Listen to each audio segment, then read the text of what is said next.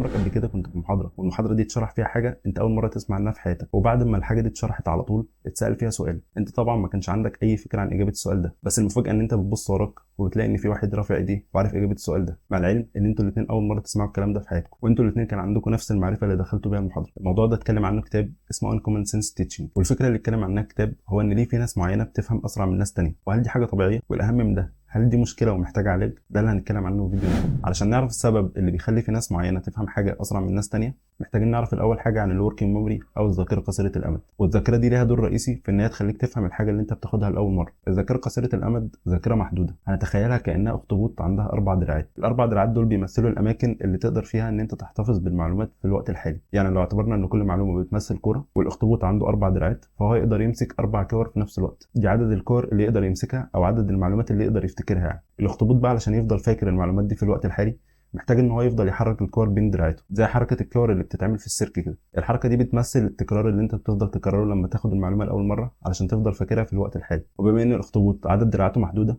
فعدد الكور اللي هو يقدر يحركها في نفس الوقت محدود برضه. لو الكور دي زادت عن قدرته ان هو يفضل يحركها، الكور دي هتقع، او بمعنى تاني المعلومات دي هتتنسي. طب ايه علاقه الكلام ده بسرعه فهم حاجه معينه؟ سرعه الفهم مرتبطه بشكل رئيسي بسعه الذاكره قصيره الامد دي. يعني الناس اللي بيكونوا قادرين ان هم يفهموا بسرعه بيكون عندهم مساحه في الذاكره قصيره الامد اكبر من الناس اللي بيفهموا ببطء. يعني في مثال الاخطبوط ده، بدل ما الاخطبوط بيكون عنده 4 دراعات مثلا، بيكون عنده 5، وبالتالي بيقدر يحرك كور كتير في نفس الوقت. عكس الشخص اللي بيفهم بشكل ابطا، بيكون عنده الاخطبوط مثلا عنده 3 دراعات بس، فالكور اللي بيبقى قادر يحتفظ بيها في وقت واحد بتكون اقل. الكلام ده بقى هيسيبنا مع سؤالين مهمين. السؤال الاول، هل الناس اللي بيبقوا قادرين ان هم يفهموا بسرعه او عندهم ذاكره قصيره الامد اكبر ده بالضروره شيء احسن من الناس اللي بيفهموا ابطا او عندهم ذاكره قصيره الامد اقل؟ السؤال الثاني، هل الناس اللي بتفهم ابطا دي هيكون عندهم مشاكل بعد كده؟ يعني مثلا لو عايز يحل مساله رياضيه معينه، المساله دي علشان يحلها محتاج ان هو يفتكر مجموعه معلومات، المعلومات دي علشان تفتكرها وتحل المساله بتفتكرها في الذاكره قصيره الامد، فمنطقيا لو الذاكره قصيره الامد قليله هيبقى عندك صعوبه في ان انت تحل المساله. فهل ده بيحصل فعلا ولا لا؟ الاجابه على السؤالين اللي احنا سالناهم دول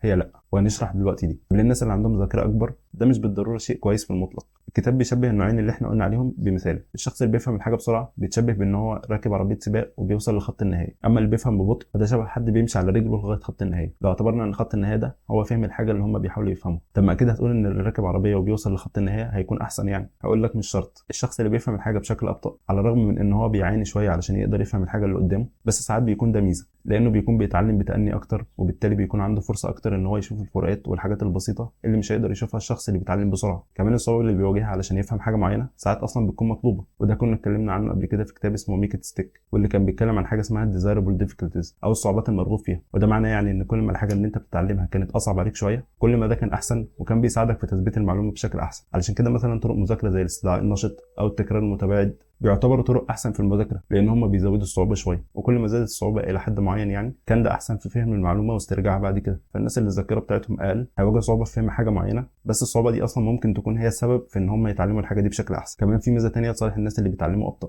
ان هم بيكون عندهم فرصه اكبر ان هم يكونوا ابداعيين اكتر. طب ازاي الكلام ده ممكن يحصل؟ كنا قلنا في الاول على مثال الاخطبوط اللي بيمسك الكور ويفضل يحركها علشان يفضل فاكر المعلومات اللي قدامه. زي ما قلنا في الاول ان الاشخاص اللي عندهم ذاكره قصيره الامد صغيره بيكون الاخطبوط ده عنده دراعات اقل، يعني مثلا بيبقى عنده 3 بدل 4، وبالتالي لما بتدخله معلومات كتير مش بيبقى قادر ان هو يمسكها كلها في وقت واحد. طب ازاي ده بقى ممكن يكون ميزه؟ لما الاخطبوط بقى بيوقع الكور دي او ينسى معلومه معينه من المعلومات اللي هو دخلت له دي، ده بيفضي مكان في الذاكره قصيره الامد لمعلومه ثانيه تيجي. المكان اللي فضل ده بقى بيخش فيه معلومه جديده. المعلومه الجديده دي بقى ممكن تربط افكار مختلفه ببعض وبالتالي تطلع فكره جديده. فمش معنى ان شخص معين بيفهم بشكل ابطا شويه ان فهمه هيكون اقل من حد بيفهم بشكل اسرع. كل واحد ليه ميزاته وليه عيوبه زي ما قلنا. السؤال الثاني اللي احنا كنا سالناه، ان الشخص اللي بيفهم ابطا او عنده ذاكره قصيره الامد اقل ممكن بعد كده تواجهه مشاكل لما يجي مثلا يحل المساله بعد كده، لان لما يجي يحل مساله هيكون عايز ان هو يفتكر معلومات معينه، وبما ان الذاكره عنده قليله فمش هيكون قادر ان هو يفتكر المعلومات دي، وبالتالي هيواجه صعوبه في حل المساله. وقلنا ان الكلام ده مش بالضروره ان هو بيحصل. طب ليه بقى الكلام ده مش بيحصل؟ لان الناس اللي عندهم ذاكره قصيره الامد قليله بيقدروا ان هم يتجاوزوا الموضوع ده بان هم بيكون عندهم مجموعه معلومات مترابطه في الذاكره طويله الامد. طب معناه ايه الكلام ده؟ لما بتاخد معلومه لاول مره وبتتعلمها بشكل كويس وبتفهمها، المعلومه دي بترتبط بمعلومات ثانيه هي كانت عندك اصلا، وبيكون حاجه اسمها